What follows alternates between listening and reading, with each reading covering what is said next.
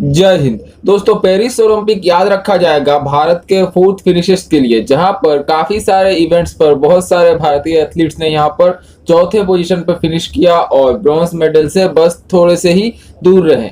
तो इसी तरह काफी सारे ओलंपिक्स में भारतीय एथलीट्स यहां पर चौथे पोजीशन पर रहे हैं और कुछ तो ऐसे एथलीट्स हैं जिनको यहां पर ब्रॉन्ज मिलना ही चाहिए था, लेकिन थोड़े से मार्जिन से वो लोग यहां पर चौथे पोजीशन पर रहे हैं।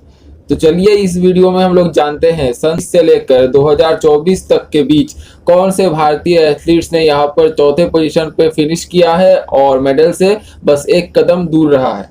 इन जो एथलीट्स ने चौथे पोजीशन पर फिनिश किया है इतने सालों में, इनमें काफी बड़े नाम भी रहे हैं, जैसे कि मिल्खा सिंह, महेश भूपति, सानिया मिर्जा, मीराबाई चानू, रोहन बोपन्ना और काफी सारे एथलीट्स। तो चलिए हम लोग जानते हैं कौन से ओलंपिक में कौन से भारतीय एथलीट ने यहाँ पर चौथे पोजीशन पर फिनिश किया है और मेडल से बस एक कदम दूर रहा है। तो सबसे पहले अगर हम लोग नजर डालें 1920 के एंटवर्प ओलंपिक्स में, जो कि बेल्जियम में हुए थे, जहां पर भारत के Randhir Shinde 54 KG free style wrestling में फोर्थ पोजीशन पर आए थे। उन्होंने यहाँ पर जो ब्रॉन्ज मेडल का प्ले ऑफ था फिलिप बर्नार्ड के खिलाफ ग्रेट ब्रिटेन के, उसको गवा दिया था फीदरवेट फ्री स्टाइल डिवीजन में और चौथे पोजीशन पर आए थे 1920 के ओलंपिक्स में। इसके बाद 1952 के हेलसिंकी ओलंपिक्स में भारत के केशव मंगावे, जो कि man 62 KG free style wrestling में भाग ले रहे थे, वो यहाँ पर राउंड 5 में पहुंच चुके थे, लेकिन आखिर में उनको यहाँ पे हार मिली थी जोशिया हेंसन के खिलाफ, जो कि यूएसए के रेसलर थे। और इसी के साथ केशव मंगावे यहाँ पर चौथे पोजीशन पर रहे थे 1952 के हेलसिंकी ओलंपिक्स में। इसके बाद भारतीय मेंस फुटबॉल टीम ने मेलबोर्न 1956 ओलंपिक्स में बहुत ही बड़ा कारनामा करके दिखाया था, जहां पर मेंस फुटबॉल टीम ने यहां पर उसकी जो बेस्ट आउटिंग थी वो इस ओलंपिक में थी, जहां पर उन्होंने ब्रॉन्ज मेडल के लिए कंटेस्ट किया था 1956 में।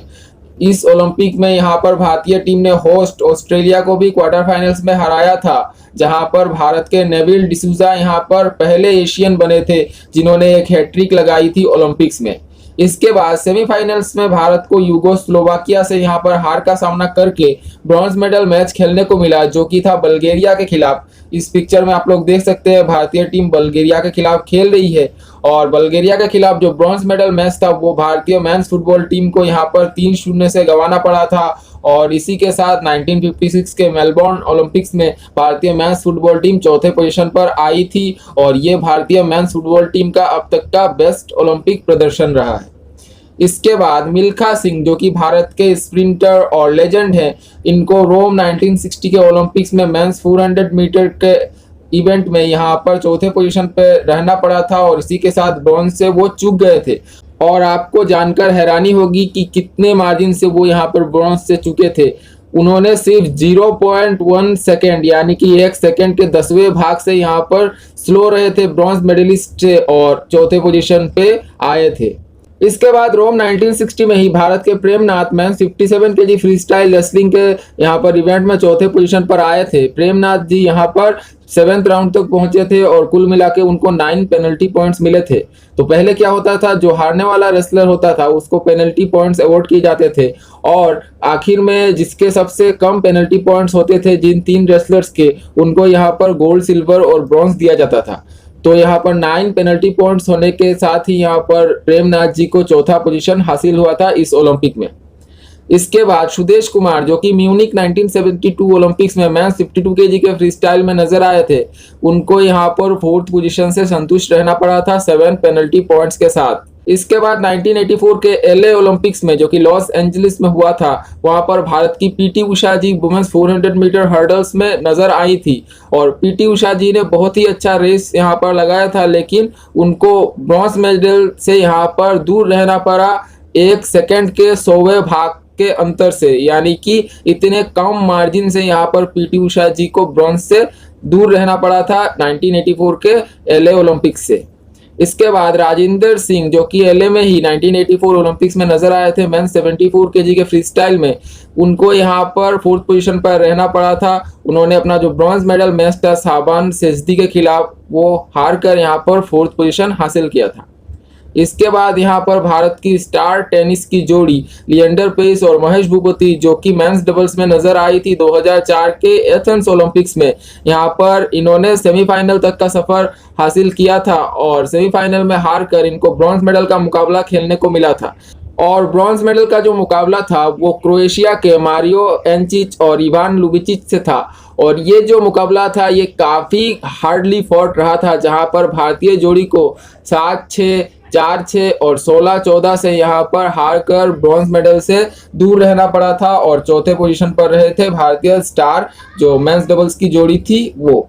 इसके बाद भारत की एक और स्टार वेट लिफ्टर कुंजा रानी देवी जी को यहाँ पर एथेंस 2004 ओलंपिक्स में ही चौथे पोजीशन से संतुष्ट रहना पड़ा था वुमेन्स 48 केजी के वेट लिफ्टिंग में, जहाँ पर कुंजा रानी देवी ने यहाँ पर 82.5 केजी का स्नैच लगाया और 107.5 केजी का क्लीन एंड जर्क में उनका जो वेट था वो उठा पाई थी और टोटल उनका रहा था 190 केजी। और जस्ट यहाँ पर जो मेडल के 3 जो पोडियम के फिनिशेस थे उससे थोड़ा सा ही दूर रही थी और इसी के साथ इनको भी चौथे पोजीशन से संतुष्ट रहना पड़ा था।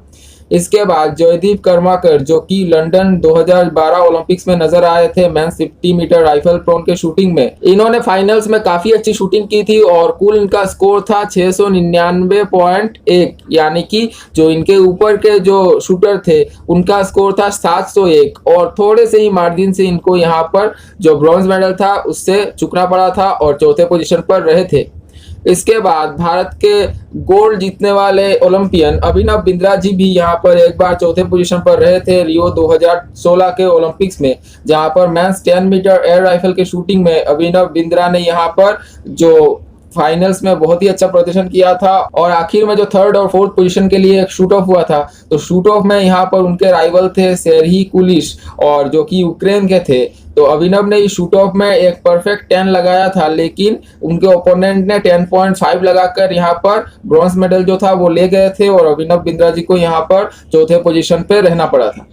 इसके बाद भारत की स्टार मिक्स डबल्स की टेनिस की जोड़ी सानिया मिर्जा और रोहन बोपन्ना को भी यहाँ पर रियो 2016 में चौथे पोजीशन पे रहना पड़ा था, जहां पर भारतीय जोड़ी 4th सीडेड थी और यहाँ पर भारतीय जोड़ी ने सेमीफाइनल तक का सफर इजीली तय किया था। लेकिन यहाँ पर जो सेमीफाइनल था वो इनको हार कर मिक्स डबल्स के लिए ब्रॉन्ज मेडल का मैच खेलना पड़ा था, जहां पर इनको रेडेक स्टेपनेक और लूसी राडेका के खिलाफ 6-1, 7-5 से हार कर ब्रॉन्ज मेडल इनके हाथ से यहाँ पर चला गया था। इसके बाद भारत की दीपा कर्माकर यहाँ पर रियो 2016 ओलंपिक्स में वुमेन्स बोर्ड जिम्नास्टिक्स के फाइनल में जाने वाली पहली भारतीय ओलंपियन थी और यहाँ पर फाइनल्स में इन्होंने बहुत ही अच्छा प्रदर्शन किया था और एक डिफिकल्ट प्रोडुनोवा वॉल्ट जिसे कहा जाता है वो लगाया था यहाँ पर, लेकिन वो ब्रॉन्ज मेडल से सिर्फ 0.150 पॉइंट से चूक गई थी यहाँ पर और चौथे पोजीशन पर रही थी। इसके बाद टोक्यो में भारत के दीपक पुनिया जो कि 2020 में टोक्यो ओलंपिक्स में 86 केजी के फ्रीस्टाइल रेसलिंग में नजर आए थे, इन्होंने यहाँ पर अच्छा प्रदर्शन किया था और ब्रॉन्ज मेडल का मुकाबला जो अपना था उसको ये लीड कर रहे थे, लेकिन आखिरी कुछ सेकंड्स में यहाँ पर इन्होंने अपना लीड गवा दिया और 4-2 से सैन मैरिनो के माइल्स एमिने के खिलाफ यह मुकाबला इन्होंने गवाकर चौथे पोजीशन पर रहे थे।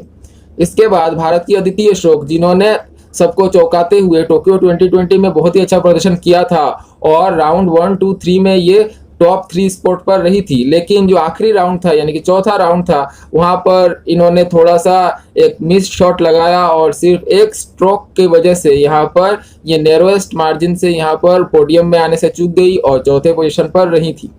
इसके बाद भारतीय वुमेन्स हॉकी टीम टोक्यो 2020 में उनका सफर बहुत ही यादगार रहा था, जहां पर उन्होंने सेमीफाइनल तक का सफर तय किया था और ये पहली बार था कि भारतीय वुमेन्स हॉकी टीम ने यहां पर सेमीफाइनल तक का सफर तय किया हो किसी भी ओलंपिक में। लेकिन सेमीफाइनल में हार कर उनको यहां पर ब्रॉन्ज मेडल मैच खेलने को मिला था ग्रेट ब्रिटेन से और ये मुकाबला बहुत ही क्लोजली फॉट था, लेकिन आखिर में ग्रेट ब्रिटेन ने यहां पर भारतीय टीम को 4-3 से हरा दिया था और इसी के साथ भारतीय वुमेन्स हॉकी टीम टोक्यो 2020 में चौथे पोजीशन पर रही थी।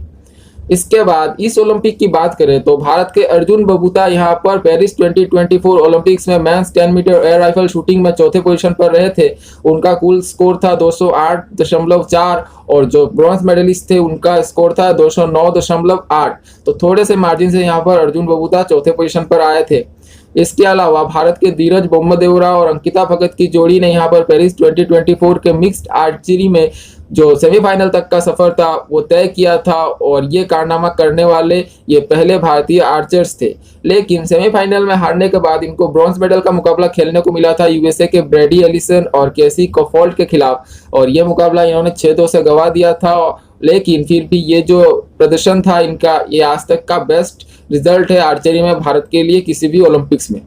इसके बाद भारत की स्टार शूटर मनु भाकर को भी यहाँ पर चौथे पोजीशन पर रहना पड़ा था पेरिस 2024 के एक इवेंट में, जो कि था वुमेन्स 25 मीटर एयर पिस्टल। हालांकि इस इवेंट में आखिर तक यहाँ पर मनु टॉप 3 में रही थी, लेकिन आखिरी के जो कुछ यहाँ पर शॉट्स थे वहाँ इनके शॉट्स खराब लगे और जो हंगरी की वेरोनिका मेजर थी उनसे शूट ऑफ में यहाँ पर मनु को हार का सामना करना पड़ा। मनु के यहाँ पर 2 टारगेट्स मिस हुए थे और वेरोनिका मेजर के सिर्फ 1 टारगेट मिस हुआ था और इसी की वजह से मनु को चौथे पोजीशन पर रहना पड़ा। इसके बाद भारत के अनंतजीत सिंह नरूका और माहेश्वरी चौहान की मिक्स जोड़ी, जो कि मिक्स टीम्स की शूटिंग में नजर आई थी पेरिस 2024 में, इनको अपना ब्रॉन्ज मेडल का मुकाबला चाइना के जियांग इटिंग और लिू जियानलिन से 44-43 के मार्जिन से हारना पड़ा। यानी कि सिर्फ 1 पॉइंट से, 1 गलत शॉट से यहाँ पर इनको ब्रॉन्ज मेडल से चूकना पड़ा था।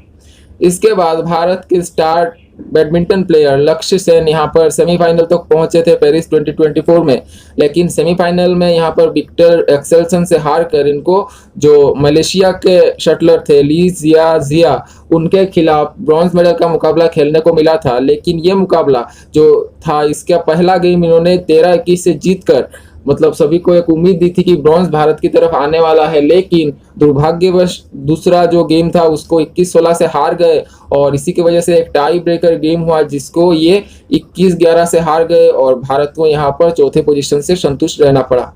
इसके बाद वेट लिफ्टिंग में भारत की मीराबाई चानू यहाँ पर वुमेन्स 49 केजी वेट लिफ्टिंग में चौथे पोजीशन पर रही। उन्होंने कुल वेट 199 केजी का उठाया था और सिर्फ 1 केजी के मार्जिन से यहाँ पर वो चौथे पोजीशन पर रही थी। तो यही थे वो खिलाड़ी जिनको एक थोड़े से मार्जिन से चूक मिली थी ब्रॉन्ज मेडल हासिल करने से और थोड़े से मार्जिन के लिए ये चौथे पोजीशन पर रहे थे ओलंपिक्स में और पोडियम फिनिश से चूक गए थे।